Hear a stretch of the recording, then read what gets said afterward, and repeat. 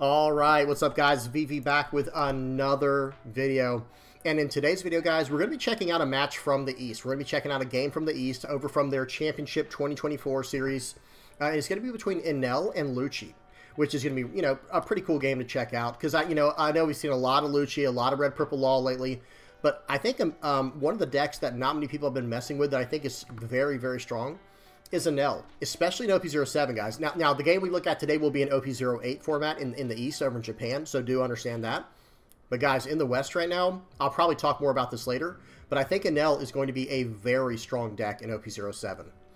It's hard to say because we didn't see any major tournaments from the East, and we know how strong Red Purple Law is, we know how strong Lucci is. But, guys, I don't think Enel's exactly like a bad deck right now, so, I'll talk about that more throughout the video.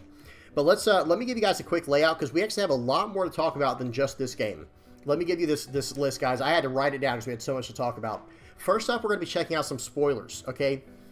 Spoiler warning, and I will have everything timestamped in the general description of the video if you want to skip the spoilers, but we're going to tackle that first to get that out of the way. That's up first. We got 3 new spoilers from OP09. Then we're going to go over the feature match, right? Enel versus Lucci. That'll be next on the agenda. Then we'll move over to we're going to do an early meta breakdown where I talk to you guys about, what's going on in the East and the West, which decks are doing really well, which decks are underexplored, and what I recommend people play based off that. Okay? Then we're going to check out something I found on the Bandai website, the Bandai One Piece TCG website. They have this recommended deck section. So you guys know, I'm probably going to feature this more in the future. I think that's really cool that they have that.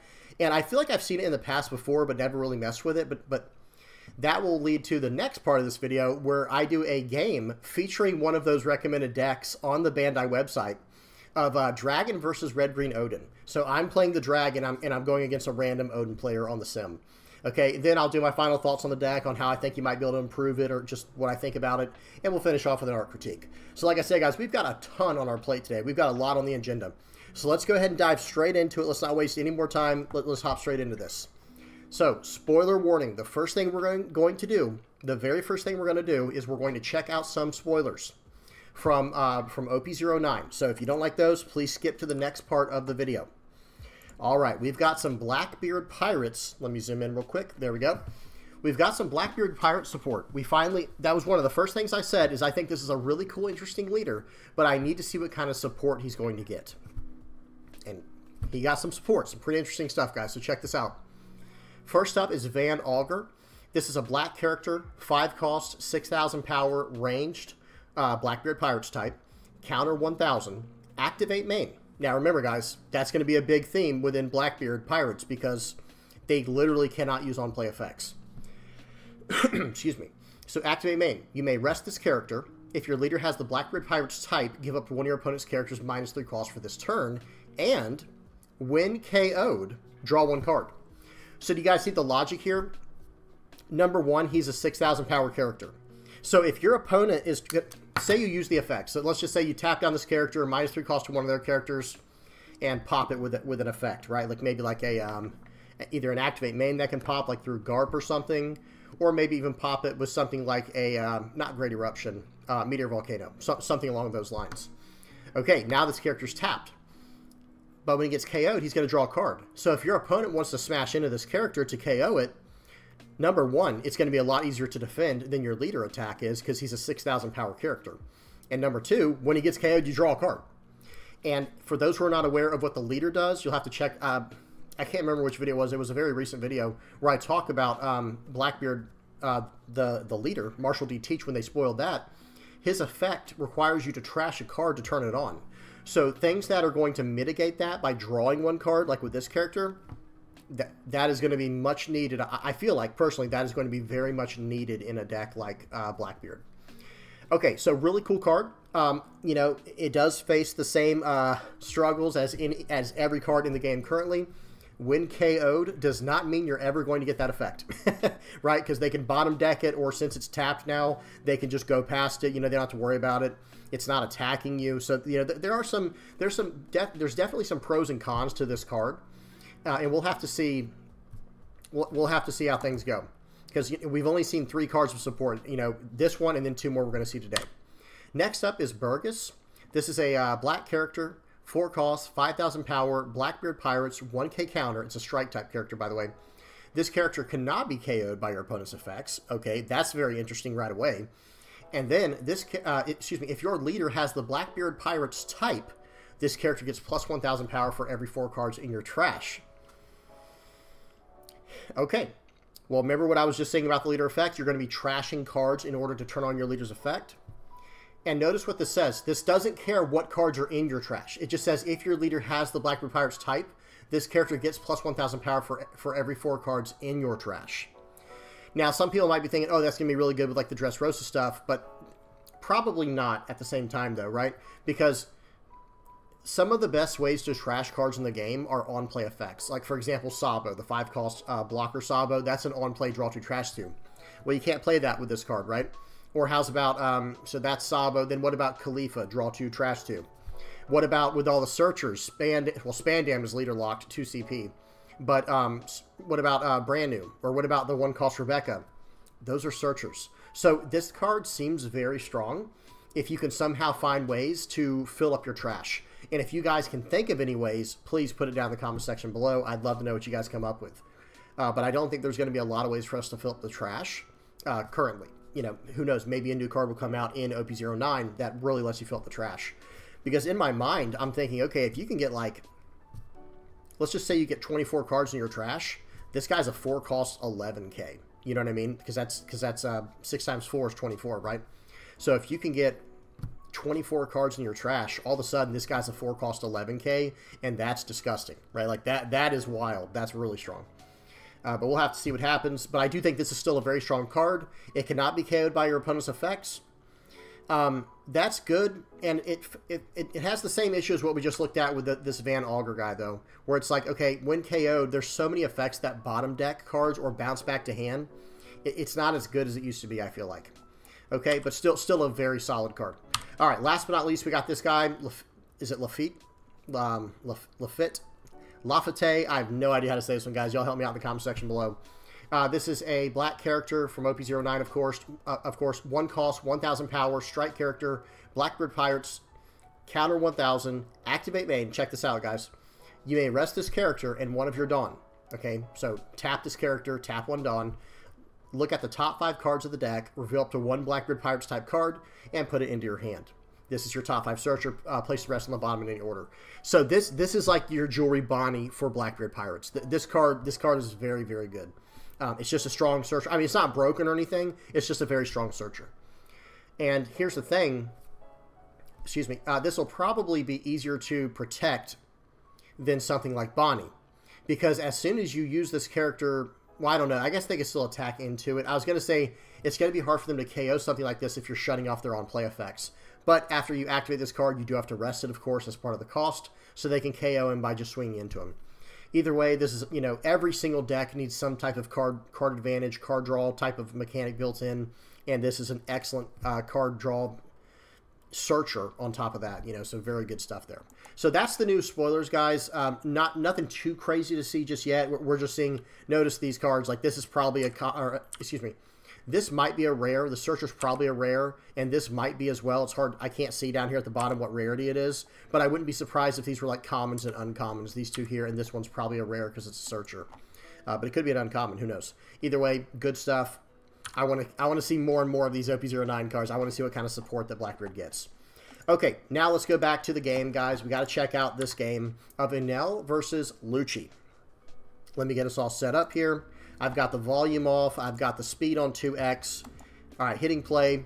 So we got let me pause it real quick, guys, so I can move my face out of the way. All right, who cares what the timer is? Let's get my head to right there. Okay, good enough. All right, play. So we got Enel on the left, Lucci on the right. Enel went first. They both go turn 1 pass. Now we're on turn 2 for Enel, and let's see what happens. I'm going to pause one more time so we can read their hand real quick, guys, just so we have an idea of what's in their hand. It looks like Rocket Luffy, Altart Rocket Luffy in the Enel's hand, along with a Ace Yamato, and it looks like a 7-cost Enel, and I can't see where his hand is. And then in the Lucci starting hand, it looks like he has Who's Who for a 2k counter, a 1-cost event. I'm assuming that's Tempest Kick. I can't really see it. And then the other, and that's another Who's Who, I believe. And the rest I just can't see. We'll have to see as we go as the game goes on. It looks like a Lucci as well, though. Okay. So it looks like he has a Nami and a Frankie. Those are the other two cards in the Enel player's hand. The Lucci did take the first hit. Enel just passes back. And what happened? The game... Okay, it just like shut off. Sorry, guys. It must have had to refresh. Let me make sure the we're still on 1080 HD. We're good. So he did a Spandam search. He swung for 5 and did nothing after that. Did not follow up with... Like, it's weird he didn't Spandam search first and then swing for like 8 or something like that with the leader if he had nothing else to play. But okay, Enel is going to play out Rocket Luffy here. And this, remember guys, Luffy cannot use his effect until you're at 2 or less life. Well, excuse me. He can do the effect, but he will just go to the trash and you cannot activate, you know, the KO 4 or less and draw a card. Okay, so they're looking at the trash right now, making sure... Okay, let me pause right here so we can see. So he had 2 Luccis, 2 Who's Who's, a Tempest Kick, and then he drew a Jack for the turn, I'm assuming. And it looks like he got a... It looks like he has another Lucci and a Helmeppo over there. Wow. I think he's got enough Luccis here. So, going to go ahead and -3 with Helmeppo to this guy. He had already done -1, I guess, with the leader attack. He's going to throw out the 4-cost Lucci and pop the Luffy. Very good start so far for the Helmeppo. That'd be interesting if they made a Helmeppo leader. But no, Lucci. So the Lucci player is doing what he needs to do. Okay, and this guy is going hyper aggressive on Enel. He just put down the 7-cost rush Enel. We'll talk about that in a second. If you want to beat Enel, the best way to do it is to swing as wide as possible with cards that are 5,000 power and higher. Okay, that is the way to do it. So while these are not 5,000 power or higher cards in Helmeppo and Spandam, this is still a very solid start. And it looks like the Enel player did get a Raigo at some point or Kingdom Come. So swinging 7 in with Enel. Enel is swinging with Enel for 7. Okay, the Lucci player takes it. And it looks like he draws a Spandine for the turn. We're back to the Lucci's turn here. Okay, he grabbed all of his Dawn. I believe he should be on his 8 Dawn turn, and he does not have a Gecko Moria. So he is probably going... Yeah, they showed on the screen here, he's probably going to be playing Jack this turn. So -1 to your what's his name here? -1 to the... I can't remember his name. Enel, there we go. So plays out the Jack. Plays out the Jack there without being able to KO anything. And it's a good card, right? It's going to be a card that's hard to remove. Unless he wants to go ahead and use his Raigo Kingdom Come here and go down to 1 life. That's kind of the only way he'll have to deal with this card. And I think he's seriously considering it right now. And this is probably Enel's best chance to set that card up without being scared of like losing the game. And you know, basically. Now, one thing I do want to say is if he had a Flampe right here, let me pause. If the Enel player had Flampe in his hand right now, this would be a very easy turn because he has 9 Dawn this turn. So it would be, you know, first of all, swing 6 into Lucci on the board, right? The actual 4-cost 6K Lucci. Smash into the Lucci, get your board control so you can easily, you know, coast into the late game. And then if he protects it, then you just swing for 7 more with your Enel. So that would be 2 cards out of hand or a card off the field. We'll take either one. That was only for 1 Dawn. He still would have 8 Dawn left for what I'm saying. Now, at that point, he could use 1 Dawn to play out a Flampe if he had one, taking him down to 1 life, drawing him 2 cards in the process, 1 from life and 1 from the top of the deck. And then he could play out the Raigo to pop this Jack very easily. So actually, he could have swung for 6 and then 8 into the Lucci, almost for sure taking it out. But he does not have Flampe, so that complicates a lot. Looks like he's grabbing 2 Dawn here. I'm pretty sure he wants to Raigo. Okay, so he's going to swing 8 into 6. I like that a lot. Okay, and now I would have tried to get more cards out of hand. I would have swung... Okay, so hear me out, guys, real quick. I would have swung 6 into the Lucci to try to get cards out of my opponent's hand. I feel like that's very important at all stages of the game. And then it would have been 6 and then 8 into the Lucci for me personally. Because notice now he's just going to go 7 at face. He could have gone 6 and then 8. All right, so he does take that, gets a Brook from the Lucci player, takes the hit, gets pause. He gets a Brook from life, plays out Raigo. The Raigo is going to make him lose the top card, and it was I can't see it. It was a beige. Wow. So the top life of the Enel player was beige. So there is a thought process here, like going through my mind, where it's like, okay, now of course the player on the right does not know what's in the Enel player's hands. But swinging for like 5 right now with Helmeppo could be really annoying. And then, you know, you can go about it that way because he could still, I think he should be able to pop this Enel with, what is that card?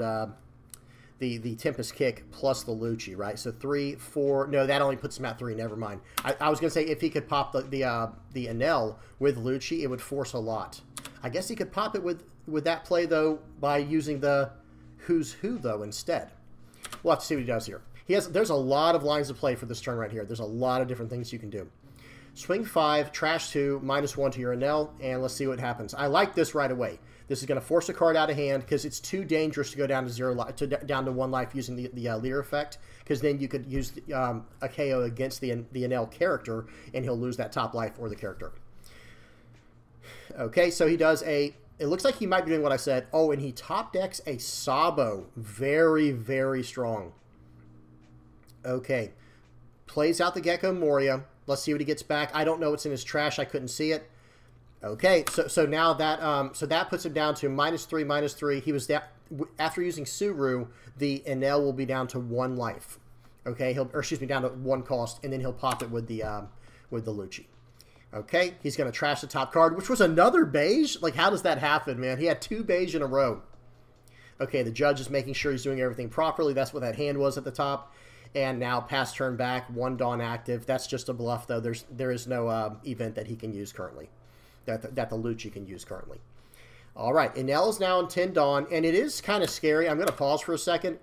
Knocking your opponent down to 1 life, I think I mentioned this recently in my Enel video. It's kind of a waste of time if you're not trying to go to get them down to 0. So in other words, 2 and 0 are the 2 spots you want to be at against Enel, like to get them down to. Unless it costs them a lot of cards, an exuberant amount of cards from hand, like tons and tons of cards from hand. Because otherwise, okay, oh, you took me down to 1 life? That actually didn't do anything, right? Now, I understand he was just trying to pop the Enel. I understand what was going on there. But it doesn't really do anything, right? Because now he's just going to play out his Ace or his Yamato and get value in that way. Okay, so let's see what happens. I think playing out the Yamato is actually the better call here. Because, well, see, then... Okay, pause. It's a hard call. It's a really hard call. Because I would have probably... No, you don't want to let the Enel go either, though.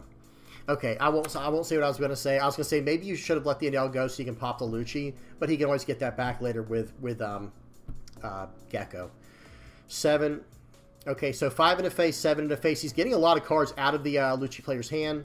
Plays out Ace. Like I said, going down to 1 life, even going down to 0 life is not the best scenario. Keeping your opponent at 2 life means they can no longer generate like the serious advantage from playing out cards like Ace and Yamato. Okay. So he does take the 10k hit, and he gets out Spandam, excuse me. Gets Spandam from life, and top decks another Gecko Moria, guys. Gets another Gecko. Let's see what happens here. He has all these Luccis and like AoE KO effects, like with Sabo and Lucci in hand. But what does he do with it? Swing for 5. He takes it. Okay, so he's going to pop the Lucci. I'm surprised he took the first hit like that. That's usually pretty rare. But I do understand, because I guess what I'm trying to say is it wouldn't surprise me if he tried to just like swing in 2 more times. But he did. Okay, it would have been 3 more times, because 2 Dawn allows the Helmeppo to swing, and then swing with Lucci, and then swing with Gecko Moria. That's 4 attacks for only a 2 Dawn investment for a 5, 5, 6, 9 attack. Then you can play the Helmeppo, or excuse me, the Helmeppo. Play out the Gecko Moria afterwards. Okay, so he decides to play out the Spandam. Let's see what he got from it. I don't think he got anything. Oh, he's still looking. Or no, that's his Dawn. I think it was a whiff with a Spandam. All right, we got to go back real quick. I'm sorry, guys. We do have to go back real quick. Top 3 search. Yep, it's just a straight whiff.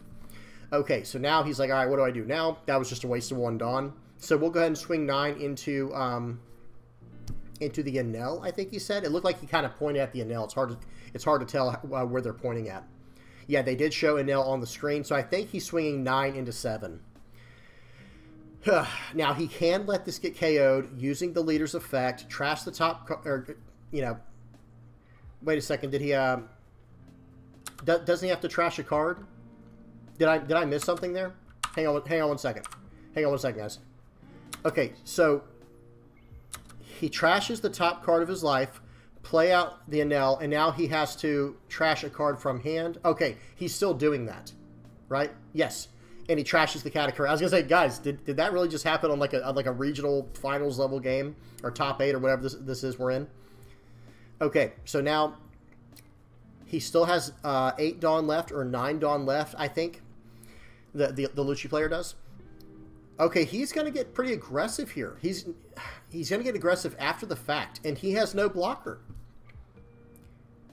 What is the play here? So where he's swinging 5 into face, and then swings 7, or what is that? Yeah, not 7 or something. Let me see. Hang on. 3, 7 plus 2. I think it's 9 into 7 again. He 2K 1Ks or 2K 2Ks out. All right, let's see what happens next. I think you just go for game, right? I think if you're the NL player, you just go for game because you can go 9. I think you can go 9, 11, 13. 5, 4, or 9, 11, 12 or something like that. You can go some pretty insane numbers. Okay. Gets Rebecca. Yeah, it's over. GG. I'm sorry. He only had 1 life left. For some reason, I thought I don't know why, but I was thinking the Lucci had like more than 1 life left. It's like, okay, swing 10 and then just swing 17. There's no way you're getting out of that with only 6 cards. Okay. So watch this. He swung for 10, had to take it, and GG. Because the Lucci player got no blockers, you just can't keep going because it's hard enough to remove these big characters. Well, GG. That was a good one there, guys. Now, from here, we do have to check out. We're going to check out a few more little spoilers. So skip this next part if you don't want to see these. They did spoil some new alternate art cards in this tournament, so we're going to check those out real quick, guys, and bear with me as I go through them. All right, here we go. Check out these new 200 million volts of Maru. Let me hit play. Houndblaze and Hell's Judgment. Check these out, guys. Okay, this isn't it. Don't worry. That's just the regular ones. Okay, that's just the regular 200 million volts of Maru. In fact, one's a special rainbow foil. But watch this, guys. Check these out. Wow. Let me get like a better angle on these. Sorry, guys. He's like moving his hands so quickly. Hopefully that works for y'all. 200 million volts of Maru, Houndblaze, and Hell's Judgment. These look absolutely incredible. These aren't like full-on spoilers or anything, but it's at least showing off some alternate art cards. Looks awesome. I'm a really big fan of these, especially Houndblaze and 200 million volts of Maru. I don't play enough purple to appreciate that, but you guys know how that is. All right, now one more thing we have to look at, guys. Don't worry. I'm trying not to show off any random... Hang on. I wanted to show off one more thing. Here it is, the Dawn cards. Now, this is all going to be in the PRB, the Premium Booster Set, guys. Check out these Dawn cards. Now, for collectors, they're probably, you know, tearing their hair out right now, but there are going to be 3 different alternate rarities of the same Dawn card. Check this out, guys. Really cool looking cards, by the way. Very cool looking.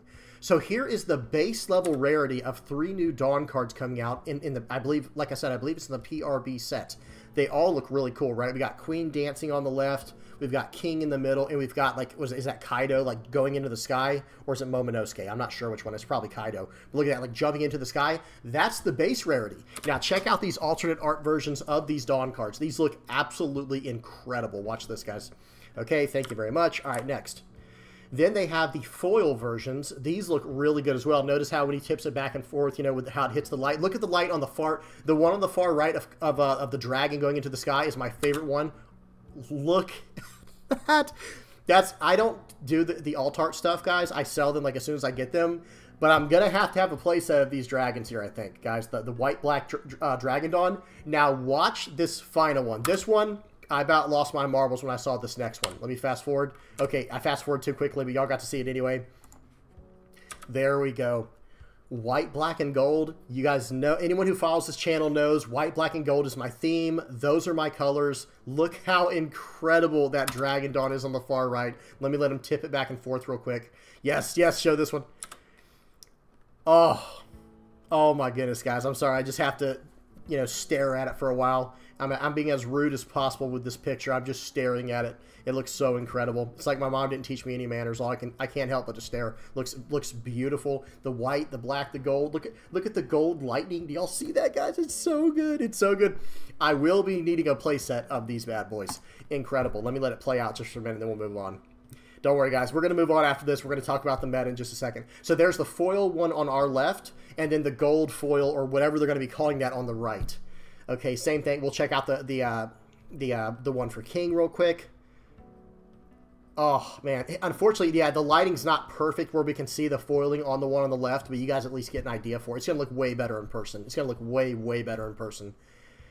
And that one, look at that. Oh, so good. And there's the other one. Okay. That's enough. Sorry, guys. We had to, just stare at that, just gawk over these incredible cards.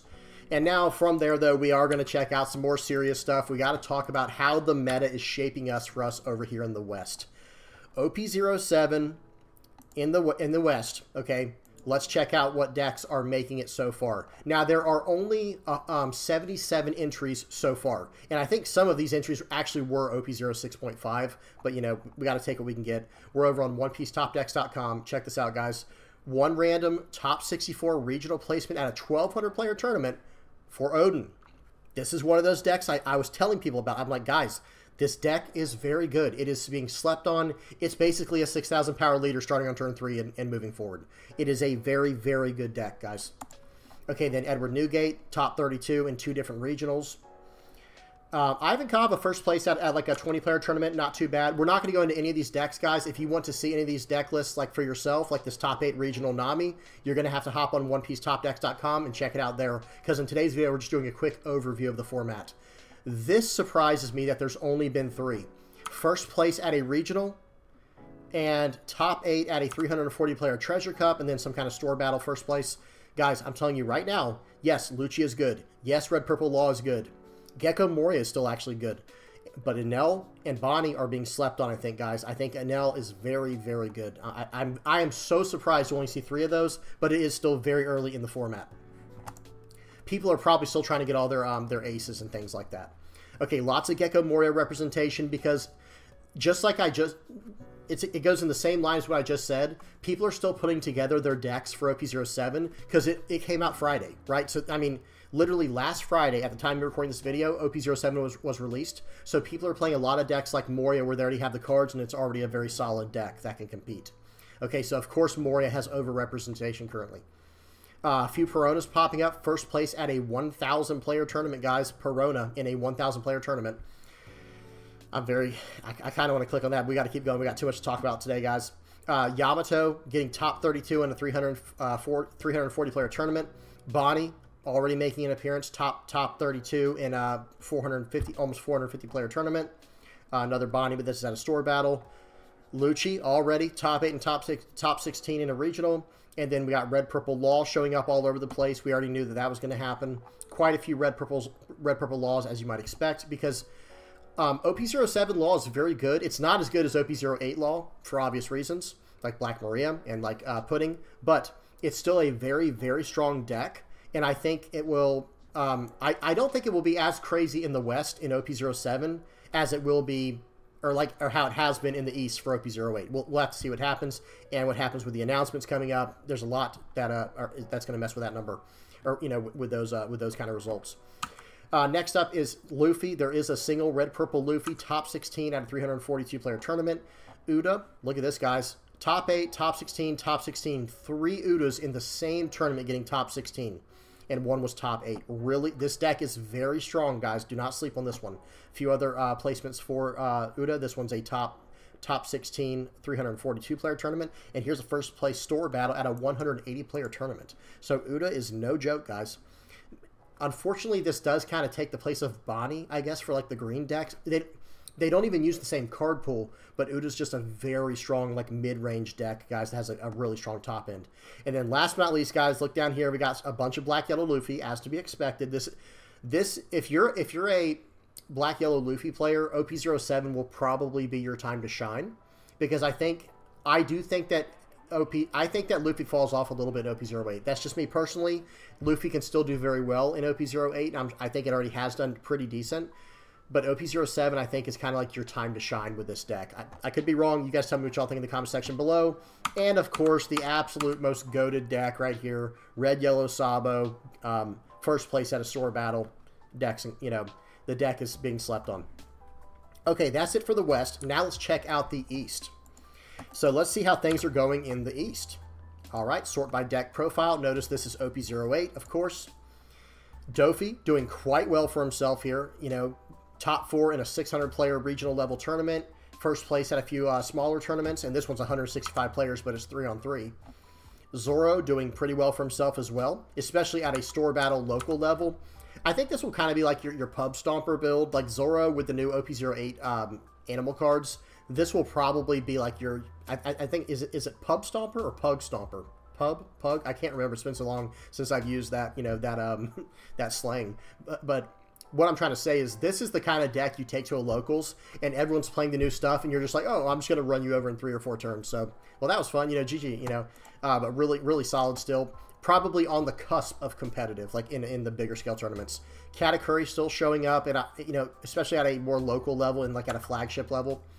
Onami is just very strong, and as more and more card draw gets printed and more defensive options get printed, Nami will only get better and better, which is kind of scary for some people, and it should be for everybody. Okay, Enel. Check out Enel, guys. Doing well. Top 4 at a 1,400 player tournament just recently on the 30th, June 30th. Top 32 in another 1,000 player tournament. This leader is still very strong, guys. I just don't think it's quite as popular as Red Purple Law and Lucci. And I do think that those decks are slightly better than Enel, if I'm being completely honest with you guys. What else? One random Luffy list here, but it went 8-0 at a 32 player tournament. That's kind of weird. I don't know how they worked out 8 rounds with 32 players, but that's still really cool. A little bit of Gecko Moria showing up in OP08. Not too surprising. I still think this list is just extremely solid. Perona, top 8. Yamato, some Boas. Quite a few Bonnies in here. Some Luccis. Okay, and this is out of 180 entries, by the way. I forgot to mention that at the beginning. Now, Lucci has won 2 championships. These Bandai big, like, 1,000, or, regional level tournaments in Japan. Well, actually, excuse me, this one was Taiwan. But you guys get my point, like, over in Asia. They've had... Lucci has won 2 big tournaments, and then Red Purple Law has won the rest, I believe. Okay, notice all... we're not going to go through all these Luccis. Just know that Lucci is a very strong deck currently. Carrot showing up at a few smaller tournaments. First place in the 3-on-3, first place in the flagship. 1 Tony Chopper, top 4 in some kind of Oni CS, whatever that is. Calgara not doing too bad. Calgara, top 20 at a 1,000 player tournament. That's nothing to scoff at, guys. That is nothing to scoff at all. Top 8 at a 90-player tournament. There's clearly some potential with this leader. He probably either needs to be figured out a little better, or maybe it needs a little more support. We'll have to see what happens. Next up is King here. He did get a first place. He went 6-0 at a card shop, but that's about it. A little bit of results for Marco. Not too much, but still, we're waiting on him to pop off, right? I'm a big fan of Marco, guys. I know I haven't talked about him much recently because I've just been all over the place.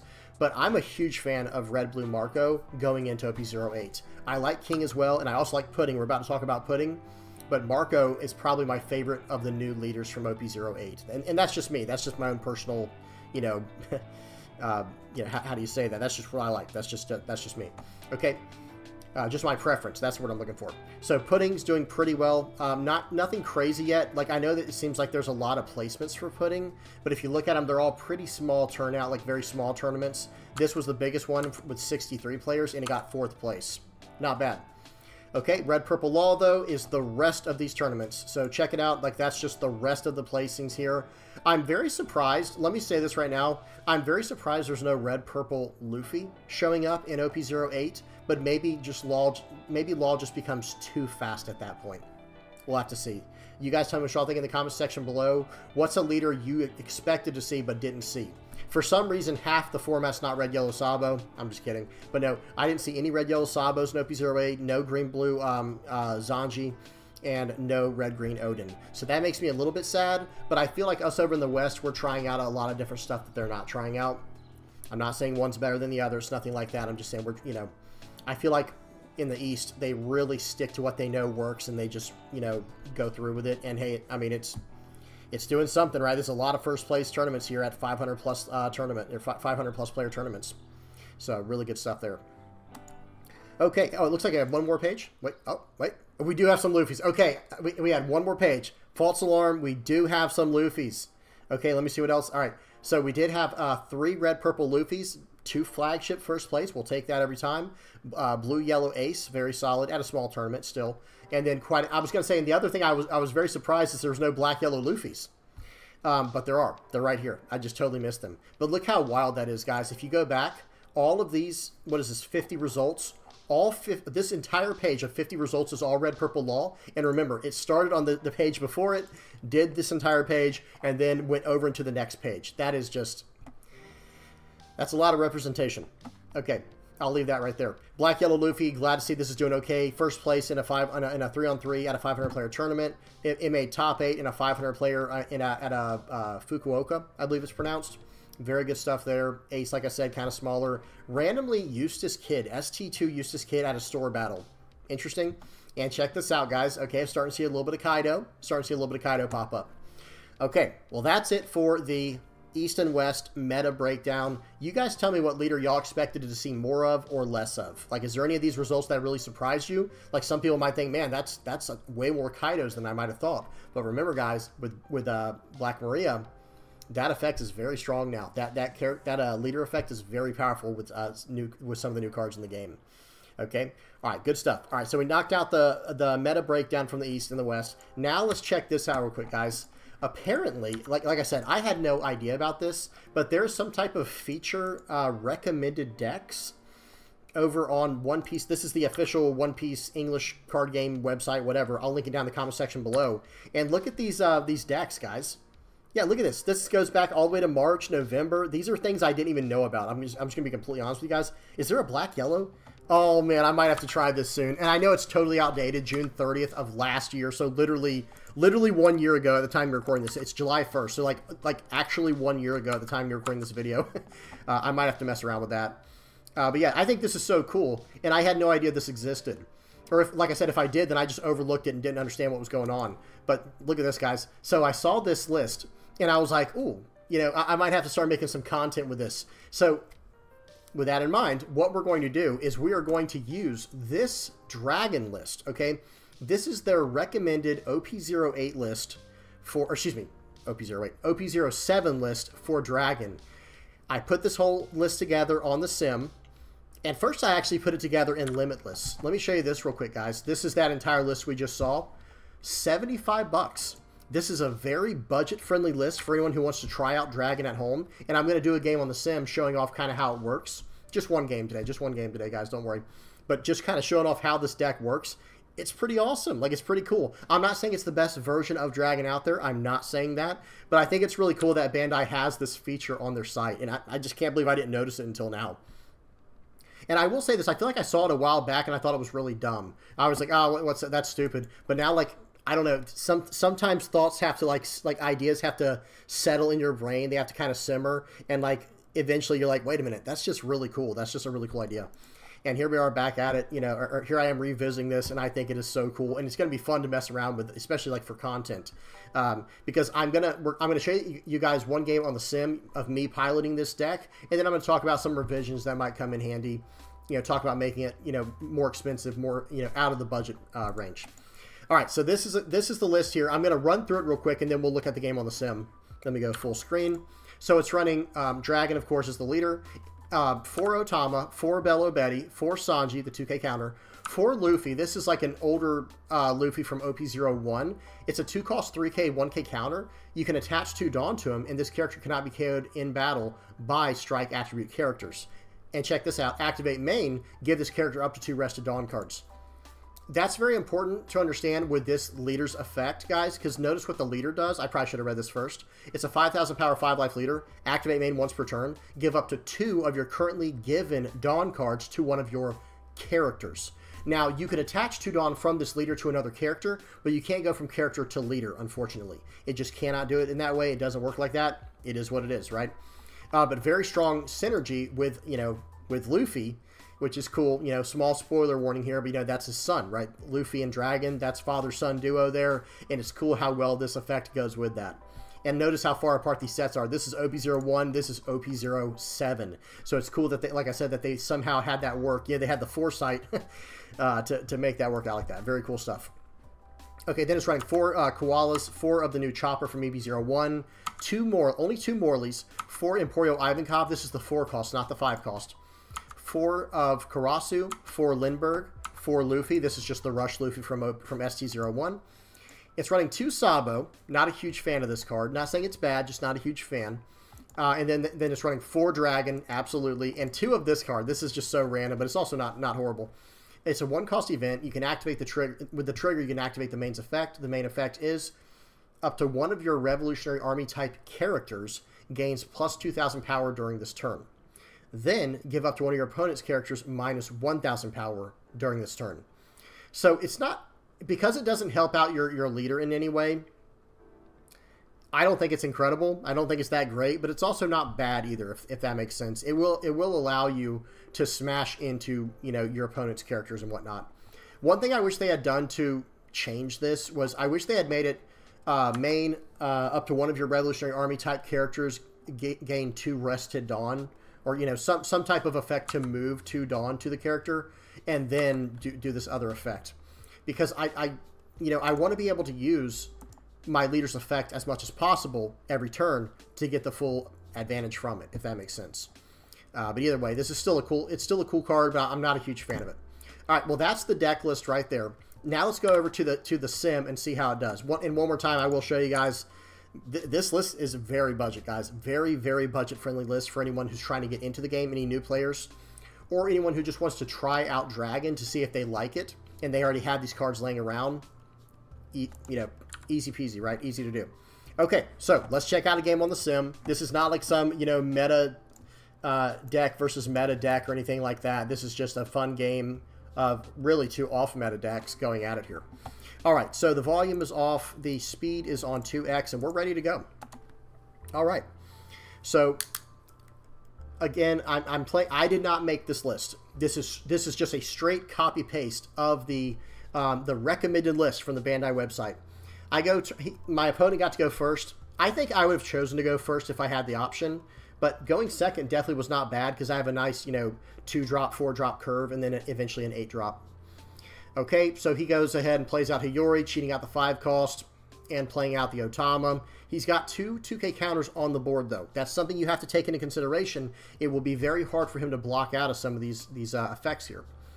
Now, Karasu is a nightmare. You know, even though this leader can go up to 6,000 base power on my turn, Karasu lowers that, right? So right here, I am not going to commit with my Karasus. I'm not attacking with them yet. I'm going to fill out my hand and get what I need. I only have one option here, so I grab it.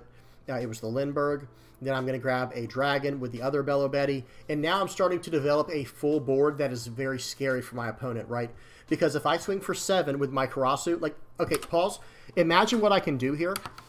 Remember, my leader can activate main, move 2 Dawn cards that are on one character. It can be on the character or the leader, but then it can only attach those to a new character. It can't go back. It can't go to a leader from a character, but it can go from a leader.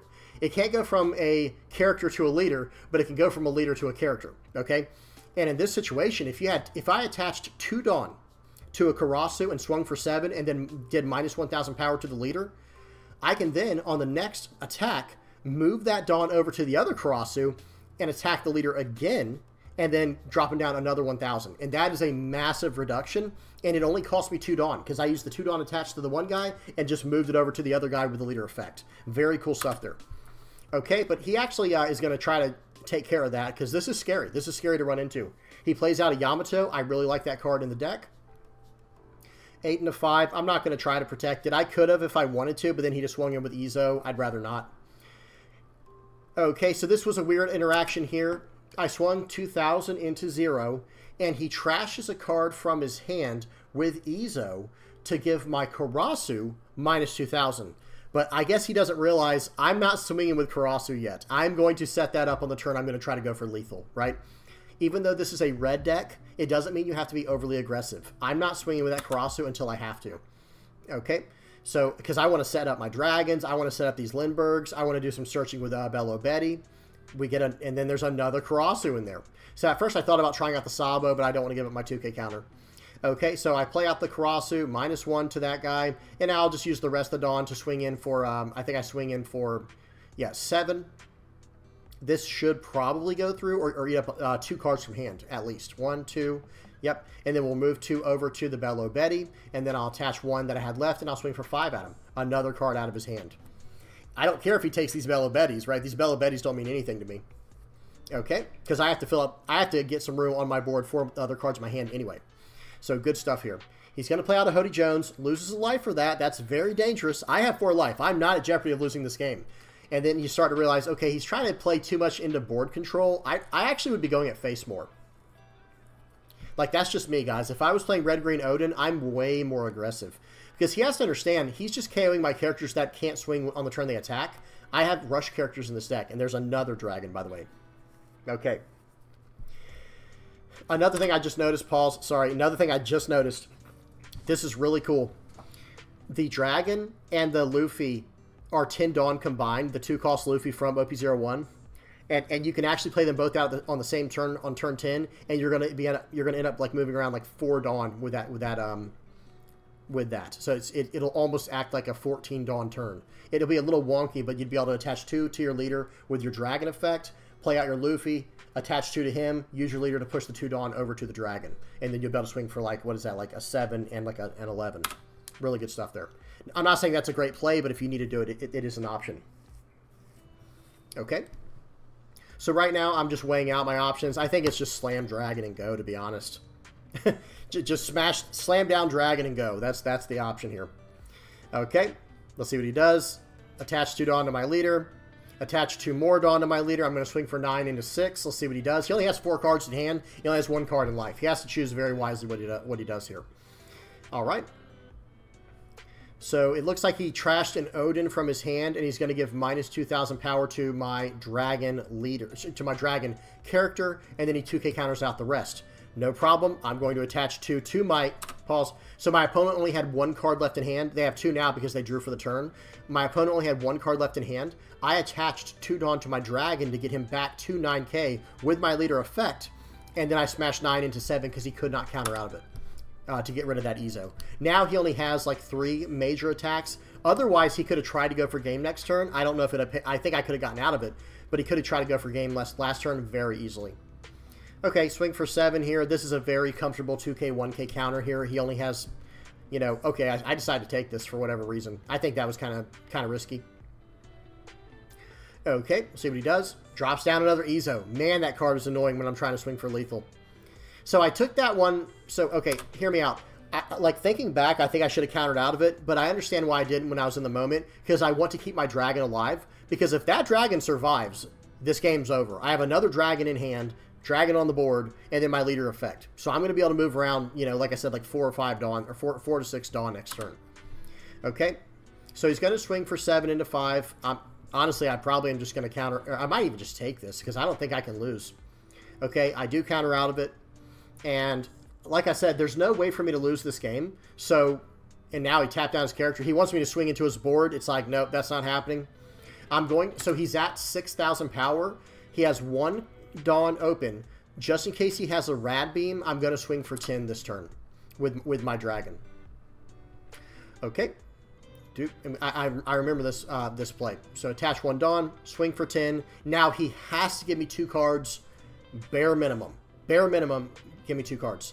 So he gives my leader... Hang on, pause. He gave my leader minus 2,000 with the Ezo's effect, trashing the 0, the 0 counter card from his hand. That was solid, but he still took the hit. So it's like, okay, I can just load everything up on my leader, and go from here if I need to. But I decided to go ahead and play out the dragon, attaching 2 to my leader, and then I have 1 more to attach. It's going to be swing for 6 here. He can counter out of that. And then I'm going to attach 2 Dawn to my dragon from my leader's effect. Okay, and swing for 11. He has no way to get out of that. He has 2 cards in hand. The only way he could have gotten out of this is if he had a Rad Beam and a 2K counter. But if he had a Rad Beam, he would have probably used it on my first dragon attack. Good stuff, though. That was a fun game. And yeah, this is an interesting deck, and it actually was playing out very well. Now, how well will it play out into Lucia Red Purple Law? I don't know, okay? You guys can probably, do your own thought experiments on that. Use your imagination. Let me go ahead and bring up the list real quick. So this is the list laid out. Oh, let me move my head. This is the list laid out in the sim. So right away, I'm just not a big fan of this card. I understand why it's there. It can actually, like, if you think about it, there is a world in which you can use Sabo with Koala to pop 2 like smaller blockers. Like think about it like this: Koala or Otama. Actually, Otama and Sabo is probably the best combination. Like say your opponent has a Sabo and it's not the turn they played it. So say they have a Sabo that does not have his effect on, where he cannot be KO'd. Imagine you're up against a deck that has down a 6,000 power Sabo and a 0 power Rebecca, like some type of Lucci or Gecko Moria deck. Well, with one Otama, you're going to be able to pop up to 2 characters with a combined power of 4,000 and then plus 2, 6,000. Okay, that will pop the Rebecca's a 0 and the Sabo would be a 6 in this case. So like I said, if he doesn't have his effect turned on where he cannot be KO'd, Otama plus Sabo or even Koala plus Sabo is going to be able to pop those two blockers and just get you through. So I understand why it's there, but at the same time, I would almost rather just run Fire Fist. Like straight up the 3 cost event. Let me go to events. I'm talking about this one, guys. I'm sorry. This one right here. I understand it. This is the Whitebeard Pirates version of Fire Fist, but still, discard 1 event from your hand. Now, okay, you'd have to change a lot. Never mind. That would probably take too much to change, but still, hear me out. The reason I wanted to do this was it's like, okay, 3 cost. You trash a card from your hand, it has to be an event, and you pop a 5 and a 4. So you would have to adjust your deck list. So I don't know, maybe at that point it's not worth it. I don't know. I just don't really like this card. You guys tell me what y'all think in the comment section below. Now, as far as other Revolutionary Army options, I can't type today. There we go. They're using the main ones, but I'm surprised they're not running this one. So this is a look at the top 3 cards of your deck, play up to 1 Revo Army type character with power 5,000 or less, then return the remaining cards to the bottom of your deck in any order. Because I feel like that hits every single card in the deck, right? Like I said, remove the Sabo. I wouldn't want to run this card anyway. Just remove 2 Sabos, and I really don't like this event either, if I'm being completely honest. Remove the Sabo, remove the Galaxy Wink, and just go up 4 of these cards. And I feel like that's an immediate improvement to the deck. Now, I get it with these...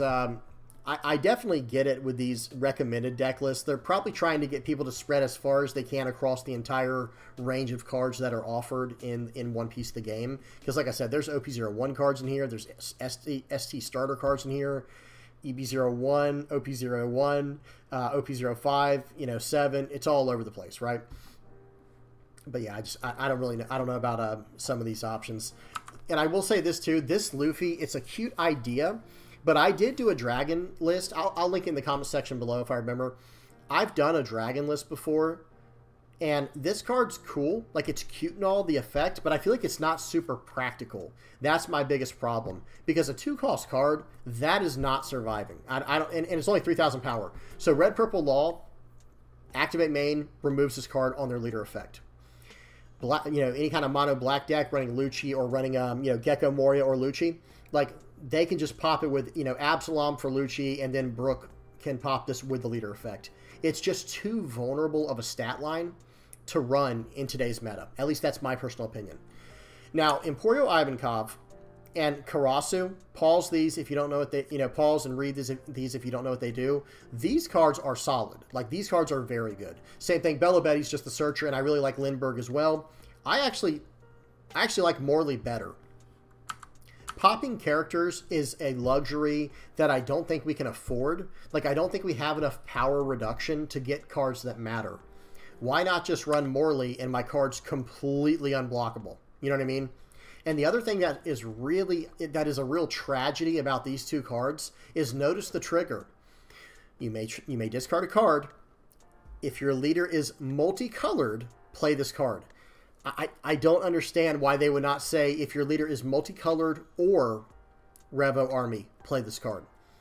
Like, otherwise, like, this is the Revolutionary Army leader. Spoiler warning, guys. Sorry for those who don't read the manga or watch it or whatever. But this is the leader of the Revolutionary Army. How can he not run 2 cards that are from it? I don't know. If I'm missing something, y'all tell me if there's a reason why he wouldn't be able to run these, like a lore reason. You guys tell me, but I don't think there is. I could be wrong. Oh, well. A few other good options coming out soon. I don't know when Koala comes out, but this is like your starter deck Nami. It's a 1-cost, 1,000 power, 1k counter. Activate main once per turn. Excuse me. Activate main once per turn. Give your leader or up to one of your characters up to 1 Rested Dawn. This moves Dawn around in a much more practical way, I feel like, than the Luffy does. I mean, Luffy is still good, but this is a searchable version because this is Revo Army. And this is not named Bello Betty, it's named Koala, so you can search it up with your Bello Betty searcher. That's just my personal opinion. I think this is a very strong interaction here with this card. And that's another immediate change I'd make. I'll just go ahead and make those changes real quick, guys. I'm sorry. This is what I recommend.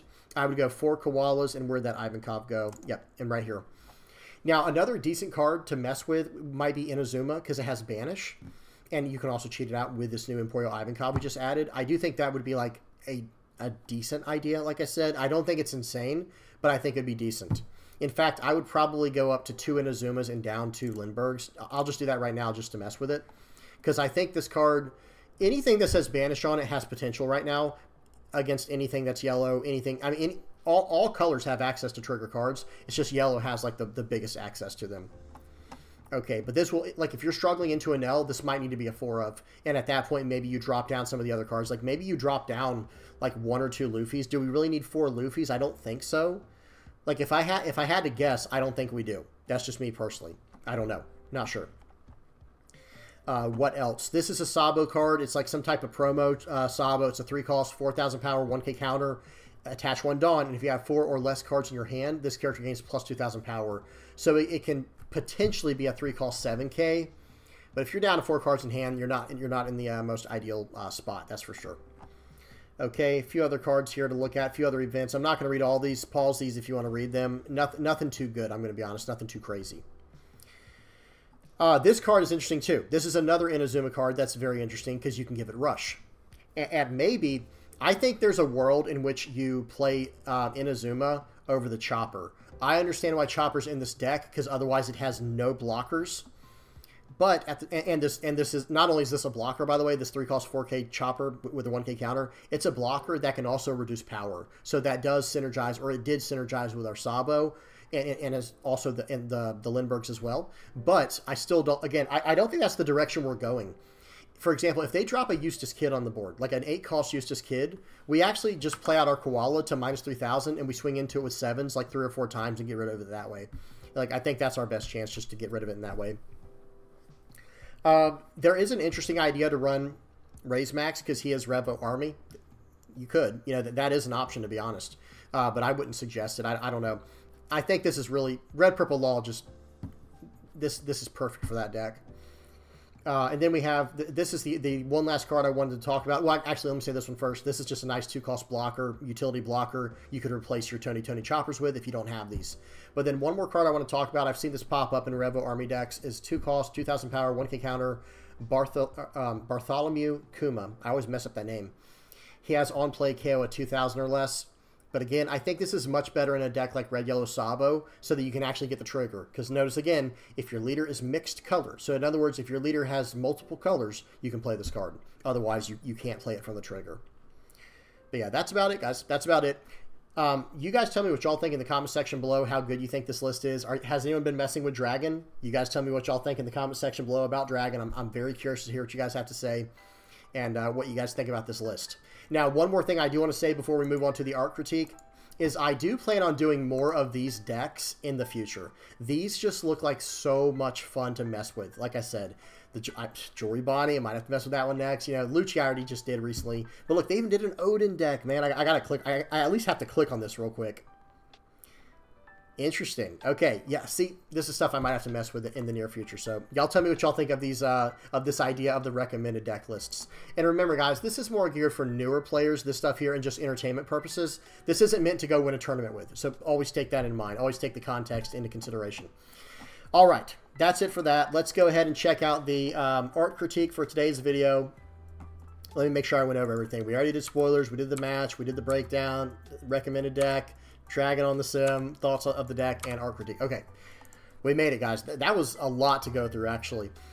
All right, so now we have Dragon here. So we were on Dragon. Let's talk about Dragon. This is awesome. We just looked at all these characters, right? We got Morley back here, Bello Betty. We've got Sabo, Ivankov, and Lindbergh. This is just awesome. Now, one thing I want to mention is there's a lot of different styles. You'll see cards, the artist execution really depends on what the subject matter is going to be. In this case, it's Dragon. What is Dragon? Well, currently, he's the leader of the Revolutionary Army, right? Well, if that's the case, like what does that even mean to us as the viewer, right? Well, he's got, this is his little squad back here of Revo Army people, but look what Dragon's doing. I know there's a huge sample right in the middle of these pictures. That frustrates me so much. So I guess they do that so people can't like do printouts of the cards. I get it, whatever. But the point is, if this big sample picture or, you know, watermark was not here, look what's behind it, guys. Look at that right there. Y'all see it? His hand is outstretched. He's like, join my cause, right? He's reaching out to you. I mean, you could see this if you're the opponent. You can see this more as like intimidating, like he's reaching out to grab me or reaching out to use one of his powers to attack me. But if you're the pilot, he's reaching out like, you know, again, like I said, you know, this is like a Uncle Sam, you know, we want you in our army kind of situation, right? Like this is join my cause type of situation. Really incredible. And there are some shapes we always have to talk about, guys. I know it probably gets old for some people, but not for us art nerds, you know what I mean, us art geeks. Okay, we've got the classic triangle. This is the symbol of just, you know, stout, just stalwart, what's the word I'm looking for here? Resilience, right? Strength. Let me make it 3D so we can see it all the way. Look at that. That's the primary shape. Now, like I said, he's inviting us in. I think the circle typically has that feeling, this inclusivity. The circle, everything is encircled within this group, and you can see that in the flames. Do you guys see the flames? Let me extend this a little more. There we go. There's like a type of flame effect going on, and I'll actually color it. Oops. Sorry, guys. I actually have to redo that real quick. Let me hit the circle, and then let me make it 3D so I can still interact with it. And then when you get the brushes here, check this out. Let's grab the greens. This is what I'm trying to draw. Let me make the thickness a little bigger as well. See these flames right here? And when I erase these, you should see them even better. Hopefully your hopefully the resolution on your computer will be able to pick it up. So watch. As soon as I remove these greens right here, you'll see them. One right there. Whoops. Control Z, and one right there. Okay, it's just trying to encircle the piece, and it's got him in there. Just a really cool looking design, really cool looking stuff right there. All right, well, that's about it. Nothing too crazy to talk about with this picture. I didn't notice anything. I'm sure there's some kind of hidden messages I didn't pick up on, but we're done, guys. I've been rambling on for too long. I thought this was going to be like a 30-minute video today, but we're on like going on an hour and 5 minutes. All right, so guys, thank y'all so much for making it this long. For the people who did, please do not forget to like and subscribe if you have not already. Big shout out to all the people who support the channel. Let me bring that up real quick. Okay, first off, to the Playmat supporters, the VV Pirates Playmat supporters, thank you guys so much for buying up a bunch of the mats. I still got some left for those who are interested. I can link that down in the comment section below for anyone who is interested. And then on top of that, big thank you to the VV Pirates patrons, you know, on this page here. Thank you guys so much for going above and beyond and help me in whatever ways that you can. I really do appreciate it. And that's it, guys. I hope y'all enjoyed. If you have any comments, questions, or suggestions, please put them down in the comment section below. I love reading those, and I do read. I think I read every one of them. If I ever miss one, it's because I didn't get the notification for it because of YouTube for whatever reason. But every notification I get, I check it out. So thank you guys so much. I appreciate it. All right. Again, please don't forget to like and subscribe. And until next time, guys, peace.